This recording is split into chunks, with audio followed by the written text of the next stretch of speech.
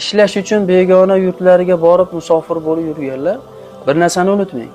Siz o'zingiz va ahli oilangizni kelajagini qurish yo'lidagi buyuk vazifani bajarayotgan odamsiz. Siz Alloh taolo buyurgan pokiza rizq topish yo'lida yo'lga chiqqan odamsiz. Bu ishingiz odamlarning qo'liga qarab qolishlikdan yaxshi. Odamlarning qo'liga tilanib qolishlikdan yaxshi.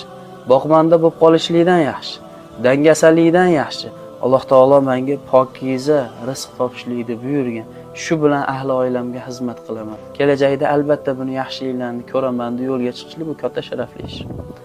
19 ga, 20 ga to'lmagan yigitlar ishlayman, uy-joy qilaman, oilam yaxshiligiga xizmat qilaman deb ketadigan ayrimlarda bitta ikkita farzandi bilan shibda qoladi.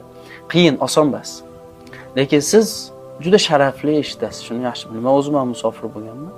Ya'ni musibatlar bo'lishi, sinovlar bo'lishi, til bilmaslik, ish bilmaslik, begona odamlar bilan murosa qilish, begona qonun qoidalar, begona tartib intizomlar. Shuning uchun musofirning duosi ijobat deyiladi. Ya'ni musibat ko'rgani uchun, sinovlar ko'rgani uchun, qancha bir holatlarda ham bu holatda inson o'zligini esdan chiqarib qo'ymaslik kerak.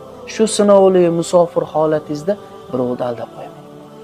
Mansabdan foydalanib birovga ozor berib 3-4 so'm ko'proq pul olaman deb birovning haqqiga xiyonat qilib qo'yman. Bu o'sha kelajakdagi